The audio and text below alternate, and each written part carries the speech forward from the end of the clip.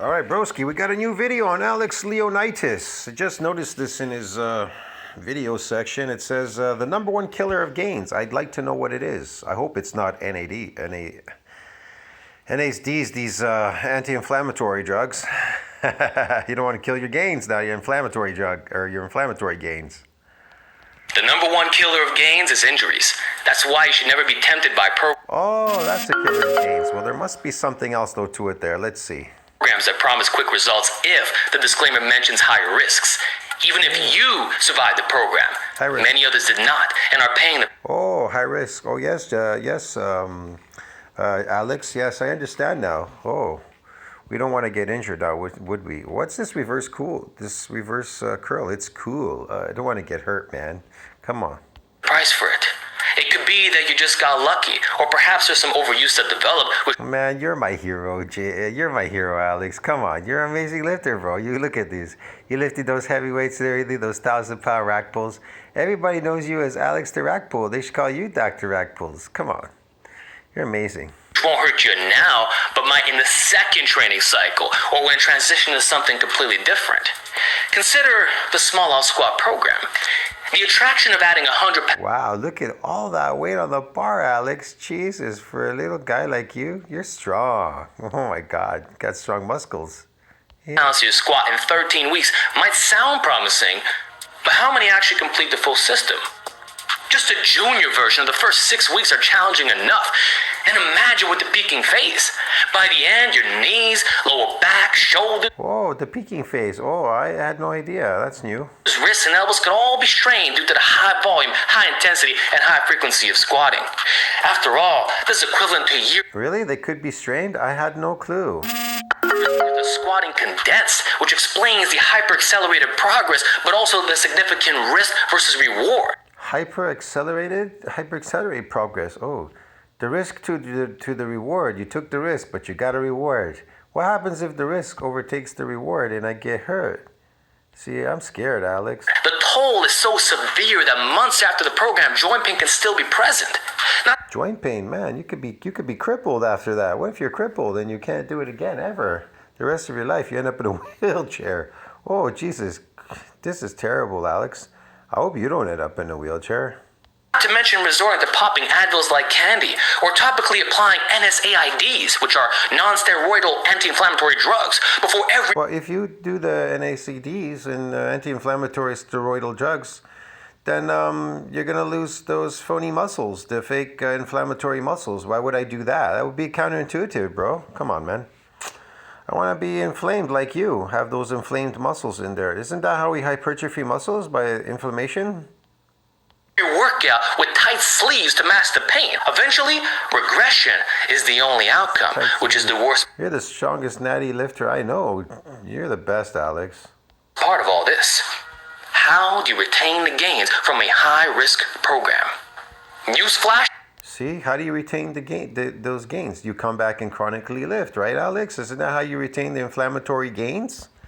Yeah, the inflammation, the muscles, so they look inflamed all the time and big when we walk around. you don't.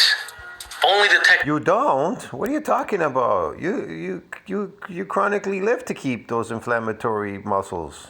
technique will remain, but your strength will inevitably decline. Also, any increase in What? They'll go and my strength will decline too? I don't want that. I don't want that. size that you think was achieved will be reduced in the measurements due to less tissue swelling. Because the truth is, you can't Less tissue swelling. The whole point of chronically lifting is to get more tissue swelling so we can look more fakey. Come on, man. Come on, man. You know us people, man. We can't eat that much, bro. We need that inflammatory response to walk around with the inflamed to make our muscles look big, so people can fear us when we walk in the street, Alex, like you.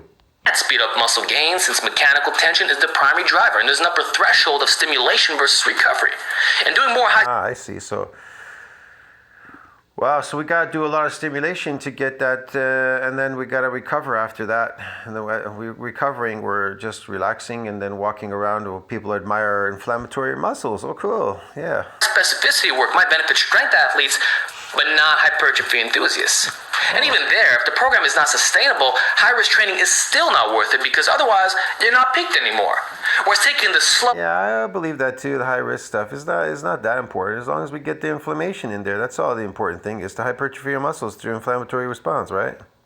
General route is not The stimulus to fatigue, right? That's how it works. optimal in the fastest sense of progression, but as far as You stimulate to fatigue, then you get the inflammation stays in there much longer. Yes, I understand now. That's the mechanics of how to keep it in there, yes. superior for maintaining yearly performance and most importantly, reducing injuries through So all known... the question is this, Alex: how do you actually build real muscle, though? Like real muscles, like contractile proteins on the muscles, on the fiber. How do we build the real ones?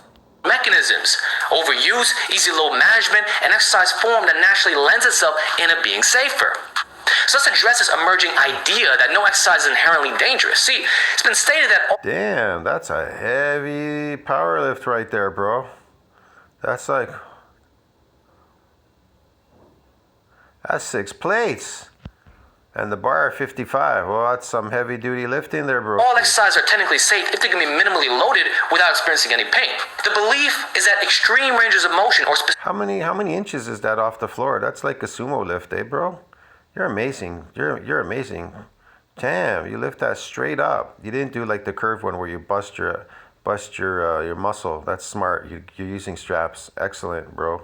specific joint angles can all be overloaded if the tissue's capacity is not exceeded. This means that appropriate... Wow, you're really getting massive by moving these heavy weights around, Alex. You still believe in like lifting heavy weights make you bigger, right? Yeah, more inflammation. I understand. So because you're going heavy because you want to get the maximum amount of inflammation in the muscles to make them inflamed when you walk around. Okay, cool. load selection is more important than the way you perform any exercise. Oh, yeah. So commonly accepted bad positions, such as being fully internally rotated, flaring the elbows out completely when pressing, deep knee bending, spinal flexion and twist. Look at that guy pushing it up. He's doing it like he's like with one hand, man. You doing it yourself, Alex. That guy's, you don't need him there. Get rid of that guy. Using certain fixed implements, deficits, now retracting your scapula, etc., are not dangerous if you're strong enough and use proper Oh, I believe you. Proper technique, yes. It's not strong enough yet. technique. And you know what? That's a fact. I don't disagree. However, there are... Fuck it, you look exhausted, Alex. Hey, what's with the beard, man? You converting to a Muslim? Are you Muslim now? I didn't know you was Muslim, bro. What's happened there? Oh, that's cool. You're a Greek Muslim, eh? are some caveats in stating these things so casually without any context. The assumption is that all these so-called risks are overblown, or at least equalized to more commonly accepted prescriptions like being tucked, tight, staying in your active range, etc.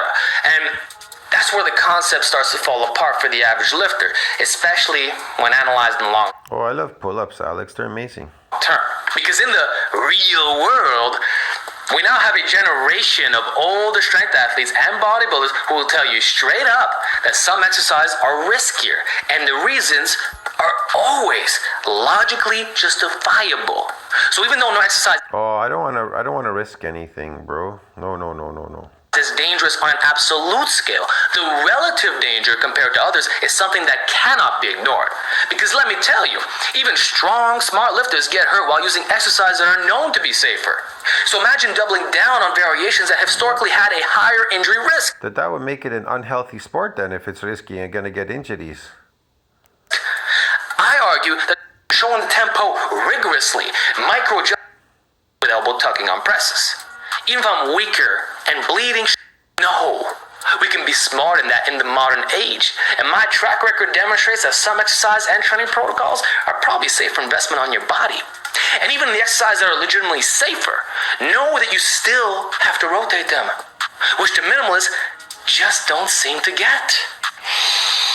It's why Yes, you just don't seem to get it, yes. there's no such thing as a best exercise, and why you must be strong everywhere to reduce repetitive joint stresses while accounting. I believe that. A lot of people they just don't believe that, man. But I believe there's no best exercise. But yeah. For possible misgrooving on your major exercises. As someone who's been in therapy, That was interesting. Well, I'm going to leave it at that, man. There's a commercial there. So, I don't know what else to talk about on that video. That was quite interesting. I'll see you in the next one, man.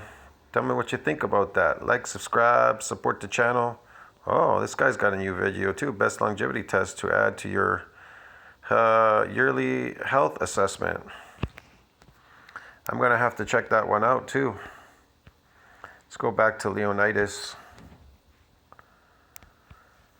While accounting for possible, you're recommending it to a global audience of lifters who have trouble with the basics. This shouldn't be hard to grasp if you go to any commercial gym and look around or analyze. Whoa, he's pulling those elastic bands so hard, harder than last time, man. You're strong. You're so strong, bro. I love you. What the top natties are doing.